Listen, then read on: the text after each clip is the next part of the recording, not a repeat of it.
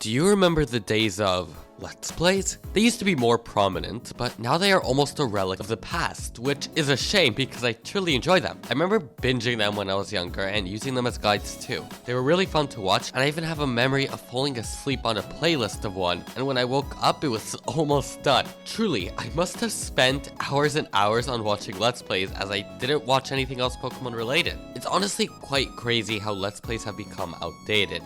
But that's not really the point of this video. The real question is in regards to whether or not Pokemon's success could in any way be credited towards Let's Plays. Well, what do you think? I personally believe that it must be, and the reason for that is simply because I bought a game from watching playthroughs and proceeded to buy future Pokemon games. With that, there must naturally be more people who has had the same experience, meaning Pokemon's success can already be credited towards Let's Plays. Alright, that was easy. Let's continue on with the questions then. How is playthrough so influential on people to make them actually buy the games? Well, it would be pretty difficult to determine that with my experience of buying the games from Let's Plays being from so long ago, but it happens to be that there's a recent case of this. New Pokemon Snap was released in April 2021, and I originally had no plans of getting it. I figured I wouldn't enjoy it for some reason. I mean, taking pictures? How much more boring can you get? So I moved on and didn't think of it. So why in the world do I have Pokemon Snap? You see, I was curious on what Pokemon Snap was even about. Many people spoke of the original games with such high praise, so eventually I begun to have my interest peaked. So I started watching a playthrough of it, and as it went on and on, this feeling kept on coming up and up and up. Ego. My ego kept on getting activated. I kept on getting upset at the simplest mistakes the player was making, and more importantly, I wanted to correct them for myself, and wanted to get the scores myself, and to take the pictures myself, and see this crime of not getting the high scores that should be so easily attainable fixed.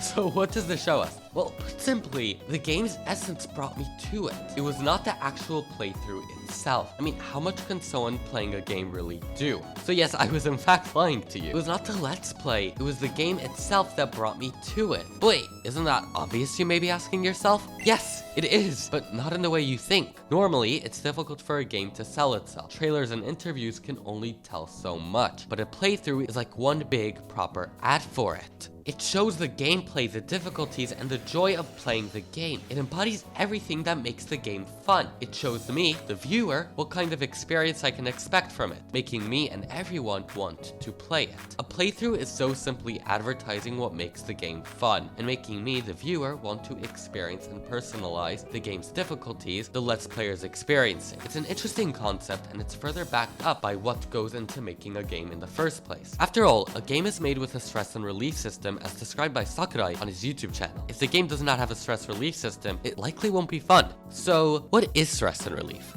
Well, let me explain. What makes media engaging? Well, put simply, it's the stress we feel while, let's say in Pokemon, your Pokemon are at low health, but you are too far from a Poke Center to have the patience to walk back and forth. So what do? You are now in a stress example. You can either go back to the Poke Center and then head back to the route, taking the boring slow path, or you can face one or two more trainers to make it to the next city. In this example, you stressfully decide to go and face off against the last trainer, and with your Pokemon in the red, making this really stressful against this strong Pokemon with full HP at the other end of the road. Use whatever moves you have in your arsenal. Close your eyes, pause, open them back up, and then you see your Pokemon gain some XP. The relief. The relief that not only did you take the harder choice and succeeded with it, but then you get rewarded with experience, a new town, all of that. On this simple micro example that I'm sure many of us have already experienced before. It is in this that makes the game fun to play, and obviously this is just one example of the million other examples of stress and relief in Pokemon. Back onto the topic at hand. In the case of Pokemon Snap, on the most simplest level, this can be seen as the stress being the point system and the timing of capturing a picture of the Pokemon, and then the relief of the point system, which rewards your efforts. Either way, my theory of why playthroughs are a catalyst to the success of Pokemon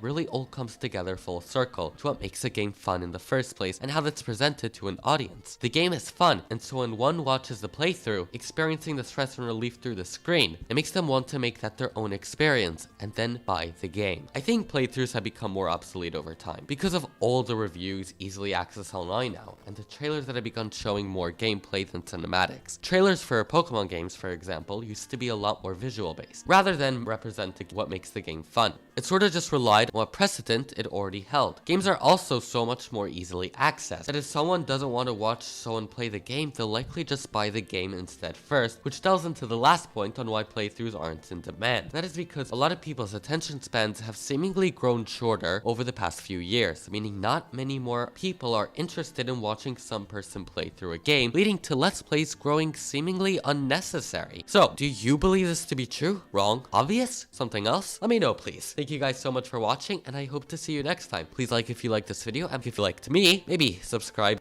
Bye!